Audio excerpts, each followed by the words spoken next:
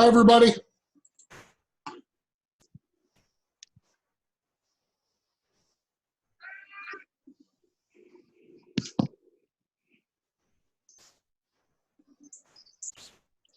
We'll get started in a couple of minutes.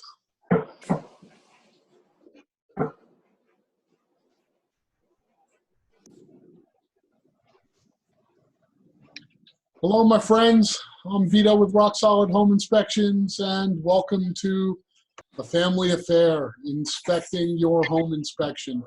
Before I get started, I want to introduce to you our captain of this voyage, the great Stephen Baum. How you doing, Stephen? Hey, great, Vito. Hey, welcome, everybody. Glad that you guys are on today. So, Vito, what you got in the background today? The USS Enterprise? I figured Yes, the captain of the voyage had something to do with that comment. I've got to get better than just my blinds in the background. I'm gonna have to raise my game up. This isn't cutting Vito's level that he's brought us to. So right. Yeah. Hey, Deanne. Hey, guys. I'm glad to see everybody out there. So just wanted to take a minute and kind of give you a little bit of background. We've been doing this now for 4 weeks. I think this might be our 4th week. We've done air quality, mold, sewer. We introduced our basic package, kind of talked about what the standards of inspections are. And this week we're starting our inspecting the home inspection. And it'll take us through each of the different areas and subjects of the home inspection. So over the next 7 to 8 weeks, hopefully you're able to join us every week, but hopefully you're also out there getting some great real estate opportunities for you and your buyers and or sellers. So, Vito, I'm going to kind of turn it over to you because I know that you really wanted to have this one be a little bit open to some Q&A. So we'll leave it to you and kind of give some background that if you have any questions, throw it in the comment section. Deanne's watching that and we'll interrupt Vito and make sure that that we get those questions answered for you. Awesome. Thank you, Stephen, and thank you, Deanne. So, guys, today we're going to talk about, like Stephen said, inspecting your home inspection. This week we're going to focus on exterior and structure, and I thought we would do a couple of things. One, I definitely want this to be interactive.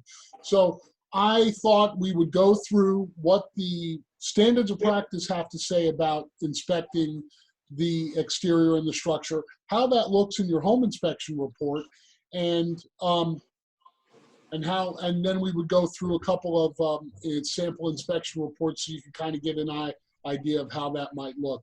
By all means, type your questions in the chat. Deanne will interrupt, and I'm sure there's going to be great questions, so please don't hold back. Let's get them started. So I'm going to go ahead and share my screen, and we'll go from there. All right. First thing I want to do is pull the standards of practice. And this is directly from InterNACHI. It almost mirrors word for word what it says in the state of Florida. But let's do it.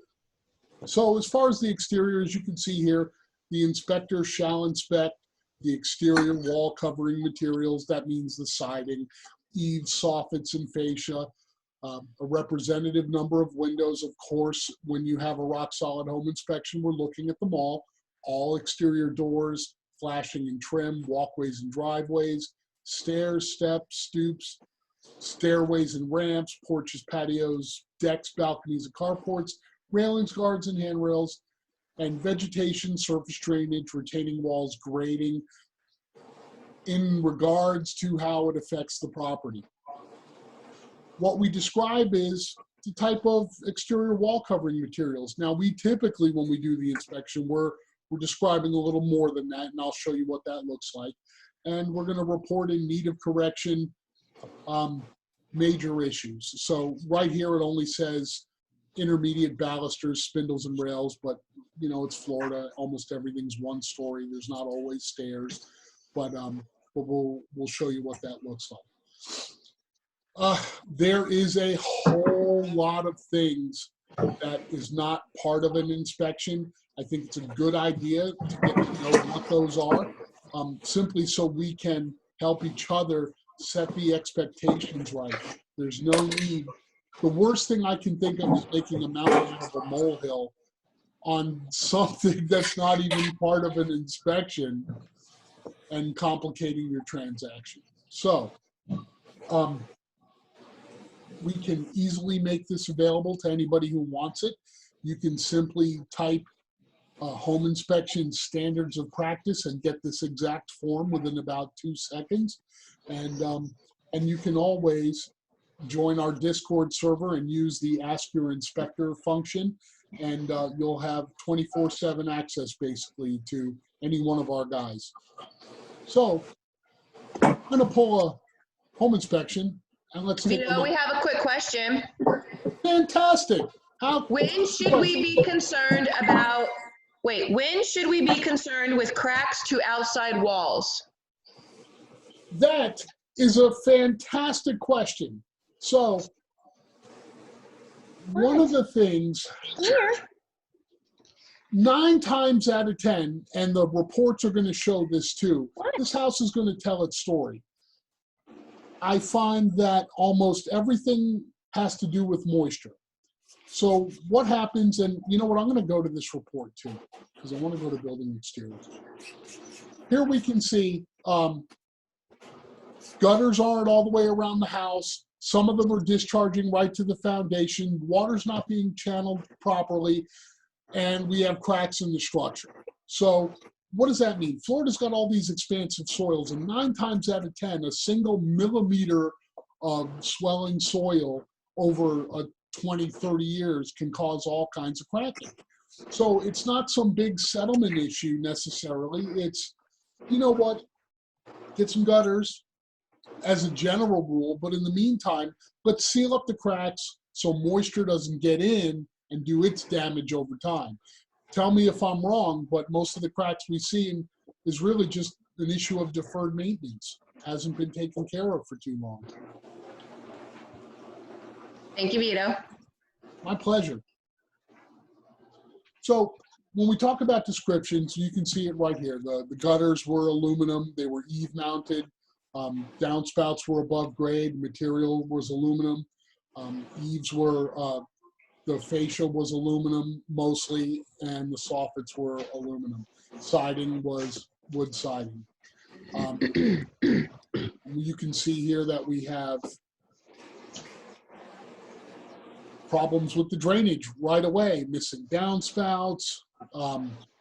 Here we found some damage to the fascia. Why would we call that, instead of just cracked or damaged, possible wood destroying organisms? The answer is because any wood rot, by definition, is a wood destroying organism. So we definitely don't want the client to get caught without having that WDO performed, especially if that can be fixed for them before they buy. Just some basic stuff, loose soffits, it's all minor concerns. Here you can see some damage to the siding. This was an inspection I performed myself recently. You can see end caps missing. It looked to me, and this was just my own observations, it looked to me like they hid a bunch of wood damage just by slapping some fascia up over it. And we're looking at exhaust vents. Here's a perfect example of deferred maintenance. Trees growing right out of the gutter. But at the end of the day, if we're not taking care of drainage, if we're not channeling moisture away from the home properly, there's going to be issues. In this case right here, this whole wall was no longer straight up and down. It was leaning noticeably. And really, and with every rock solid home inspection, we're taking pictures of the conditions on the outside. It doesn't all have to be bad.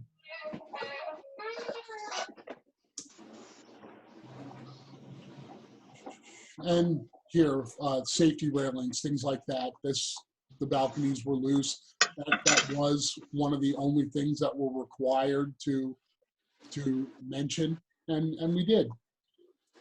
I want to pull another one here. Let's go straight to building exterior.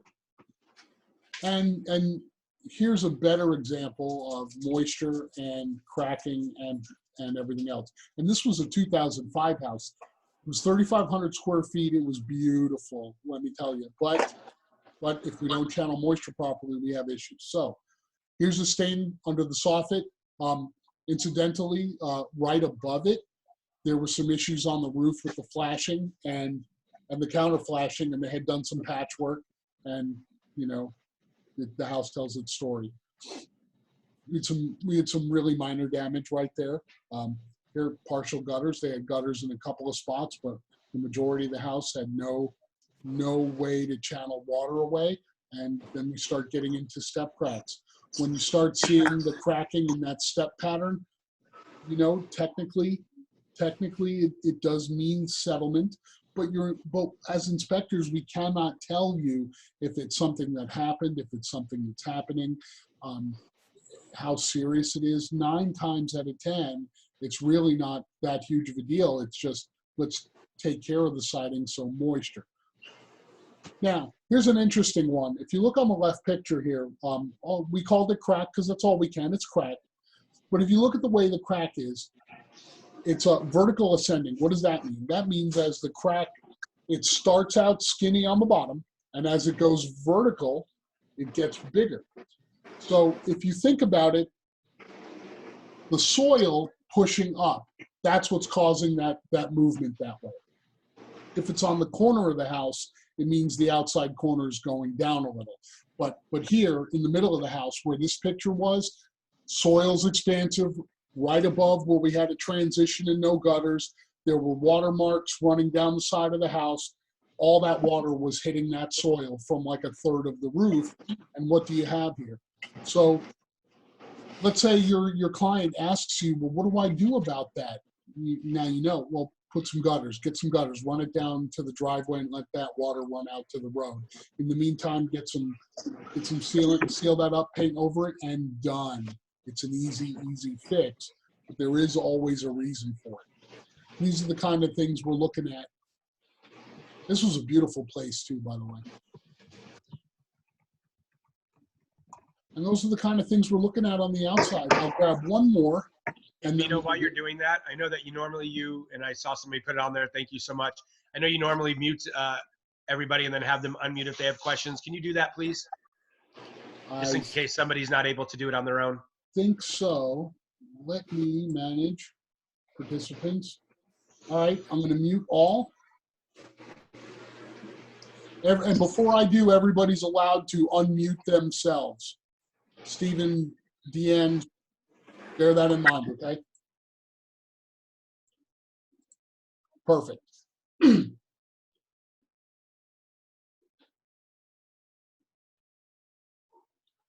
Actually,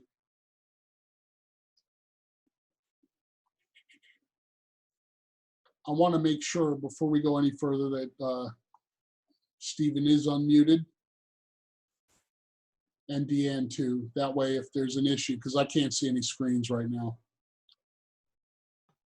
And unmuted. Okay.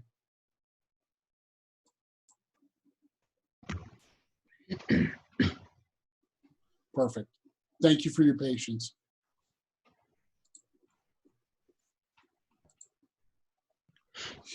And again, mostly we're concerned with moisture and what that does to the house. And all of this, wood rot, all moisture related.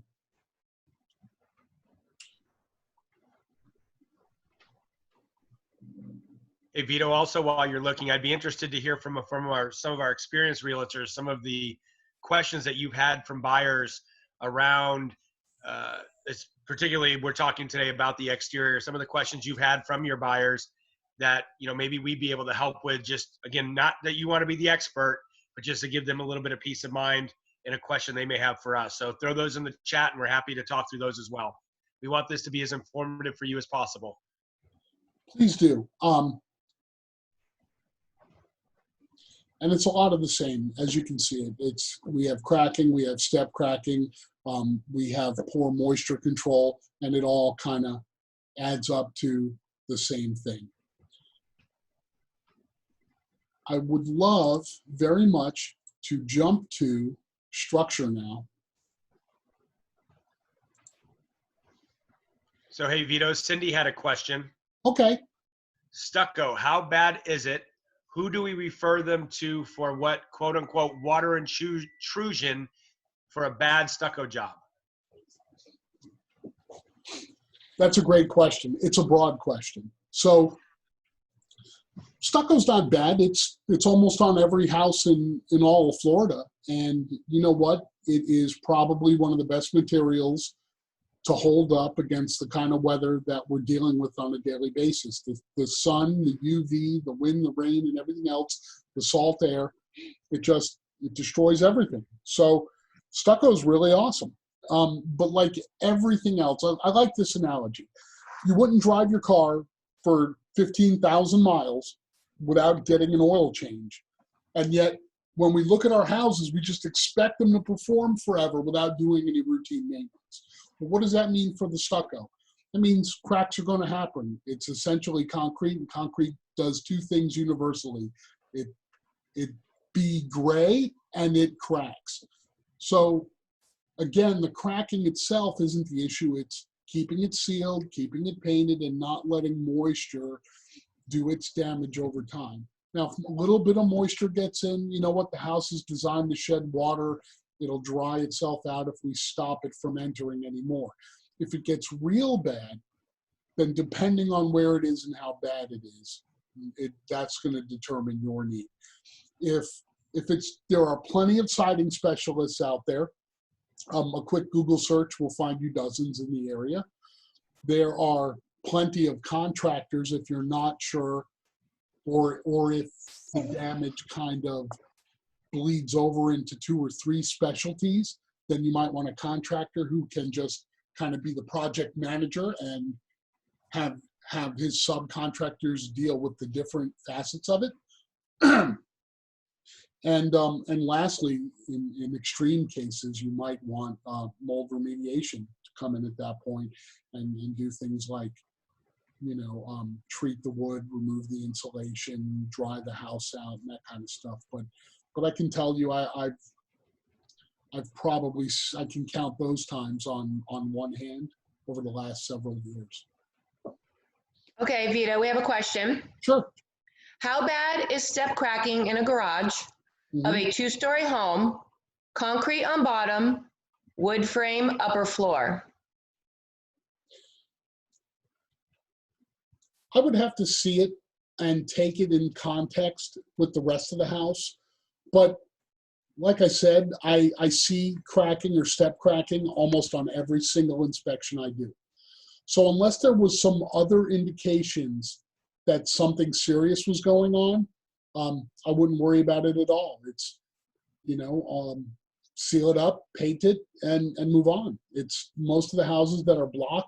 Like I said, all it takes is a millimeter of movement. And if the house was built in the 60s, the 70s, the 80s, the 90s, can you imagine only a millimeter of movement over 30, 40, 50 years plus? I'm not worried about it. I'm just. Vito, what would some of those other concerns that you would see that would then lead you to have some additional concerns about the step cracking? What are some of those things? Well, the first thing starts before the inspection, and I do a permit search. If I start seeing any settlement repair, anything like that, number one, I'm concerned. I'm looking at the listing. So I want to know how well the house was cared for. If I pull up county records and I see homestead exemptions and a single owner, you know what? I'm less worried than I would be if it was just tenants all the way through, right? I'm looking at the photos. Does it look like it was maintained well outside? I'm looking for gutters. As always, I hate to beat that to death, but it's the truth. I want to know how moisture is being channeled. I'm looking for large trees. Is there a 70-year-old oak tree 5 feet away from the foundation? You see what I mean?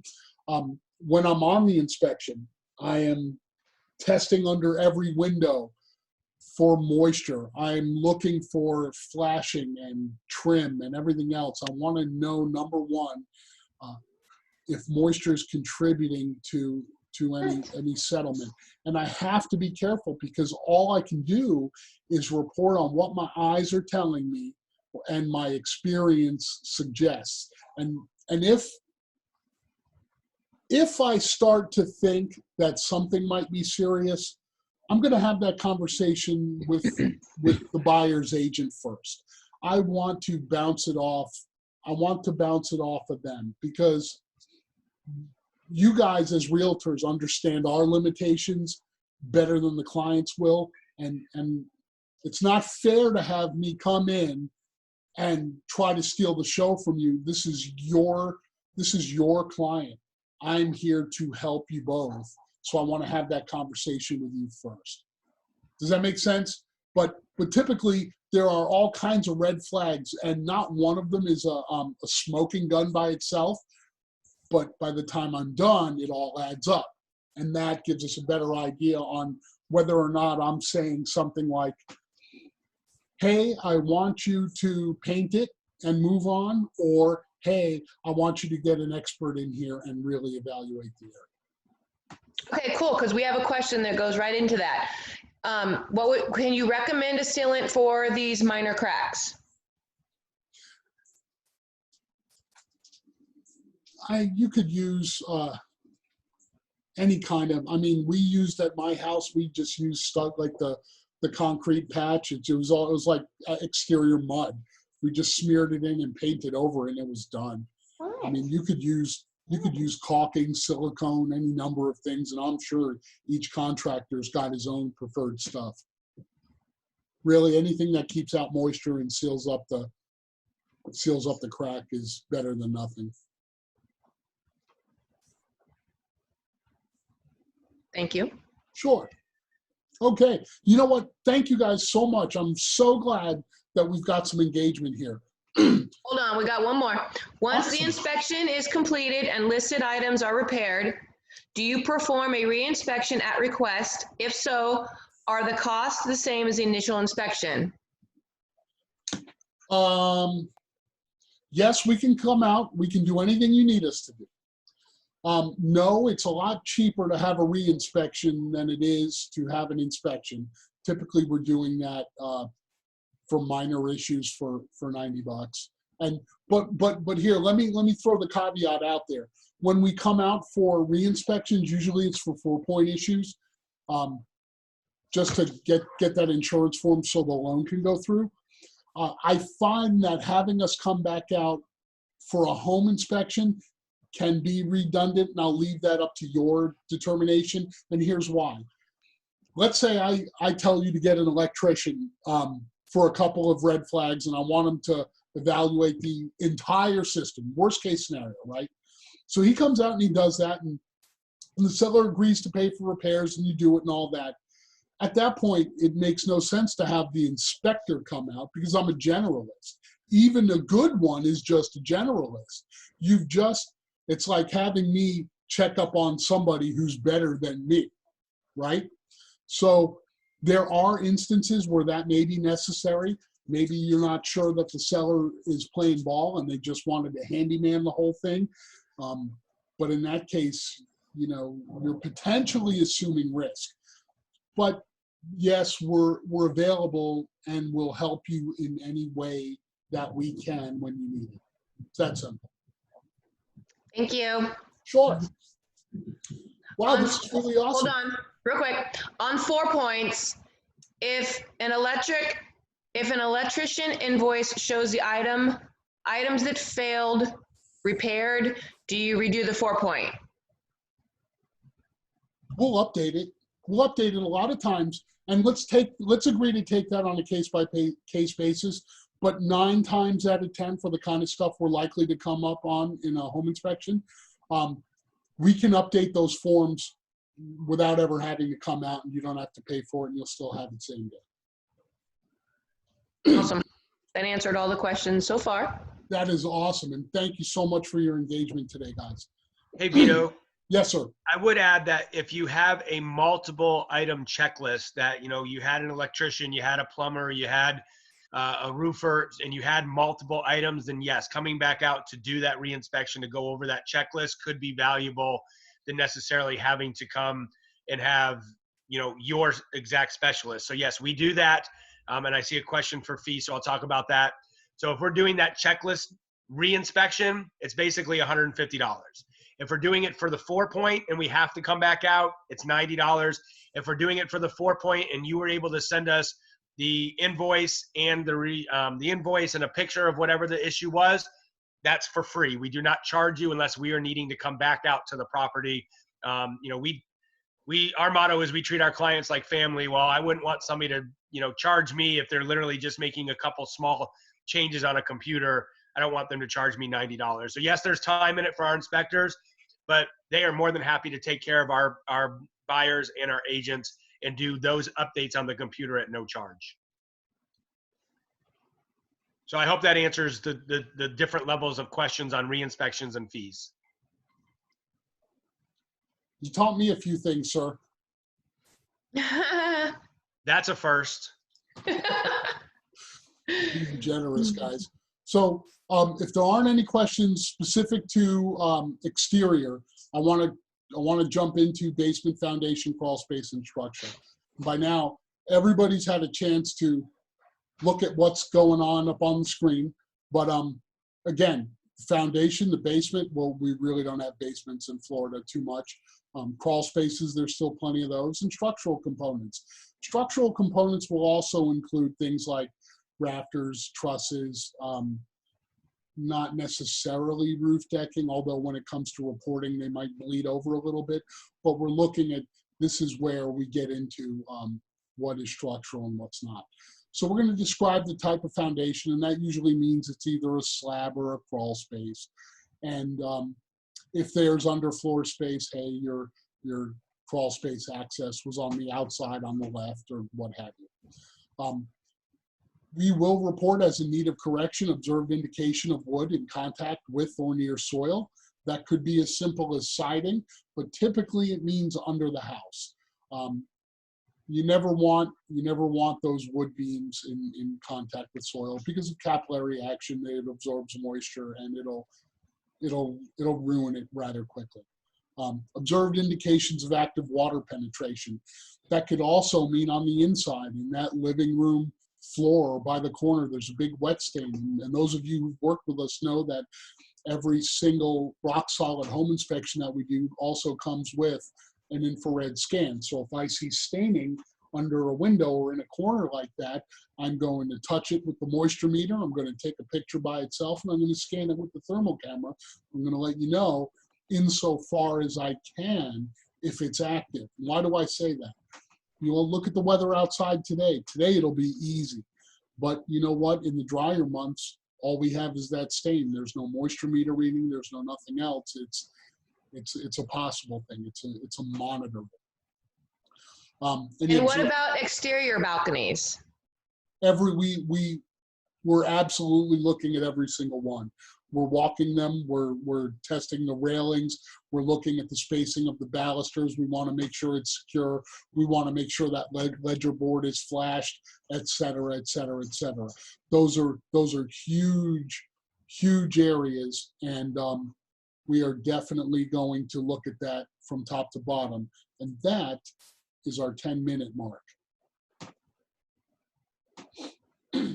Does that answer the question? Hopefully. Let me know if you need anything further on. She's shaking her head yes, Vito. You're good. Perfect. Thank you. Where were we? Possible foundation movement, such as sheetrock cracks, brick cracks, out-of-square door frames, and unlevel floors. And here's a good one, and I didn't think to say this before. So let's take that example of the garage with the step cracking. The step cracking by itself may not be a big deal, but if I have cracking and doors and windows that don't want to open and close properly because now they're not square, they're at an angle, that's a more indication of serious concerns. And any observed cutting, notching, and boring of framing members that may present a structural or safety concern. And there are some measurements and ideas there that I won't get into, but basically if I'm looking at trusses and I see that they cut a bunch to fit an air handler, Well, you know what? If that could be an issue depending on how they did it.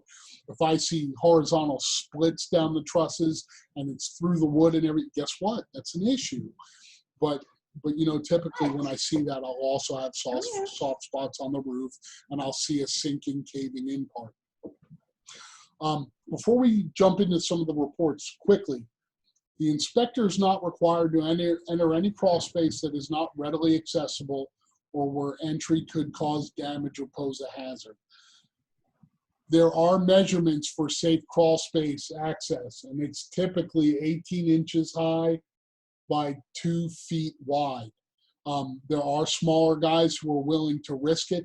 There are guys who are willing to do things that are unsafe simply because they're not comfortable having that conversation with you.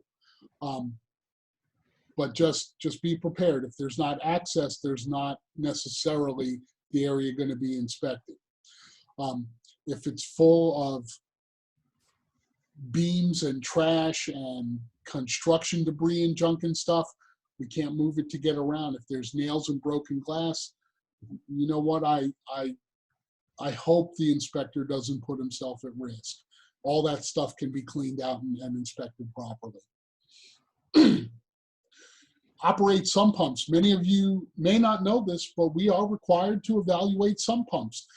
The float ball in there, we'll grab it and turn it, and hopefully it turns on. If the float's accessible, we will absolutely do that. And let's jump to some reporting. So we'll go to structure. Just to show that we're looking at the rafters, we'll take positive pictures. The roof sheathing. Here's a perfect example. Inspector gets up in there, sees a sign of staining. So what does he do? He takes it with the moisture meter, and you know what? It's dry. But still keep an eye on it just in case. Some damage to the decking is normal. Typically when they go to replace the roof, if anything's real bad, they'll replace it. And there really wasn't much in this house. And really all it is describing the roof structure and the sheathing. Go to the next one.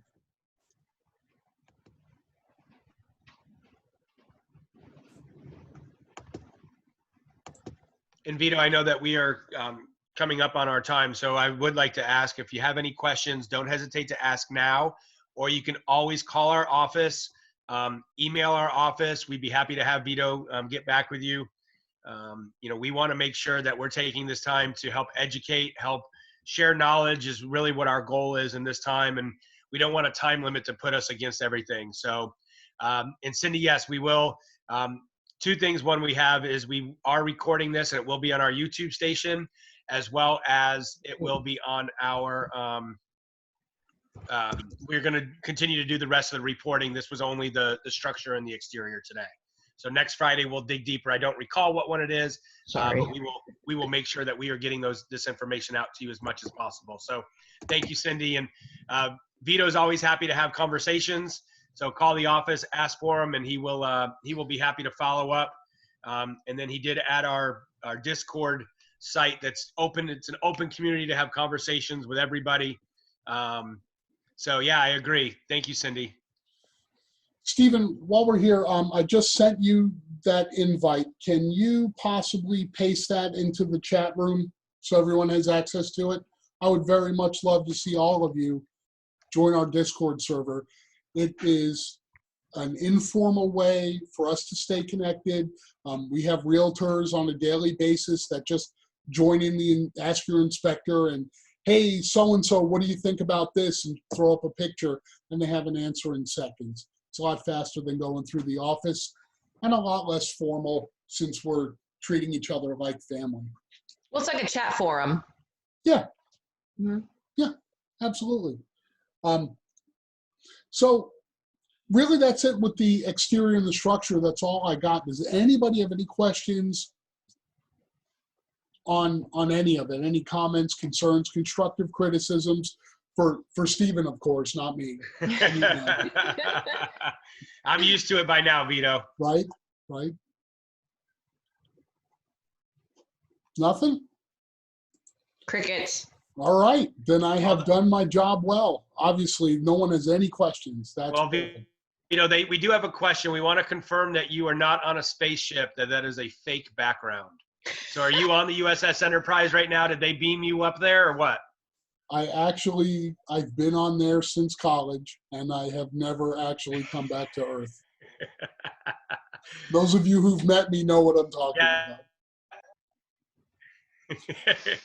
about. But that's all I got, guys. I want to say thank you for sitting down and spending some time with me, and we'll see you again next week. Bring your friends. Yep. Next Friday, Perfect, 1 o'clock. yes, please. Yep. Bye, everybody. Thank you. Thanks, Vito. Bye, guys. Bye. Thank you.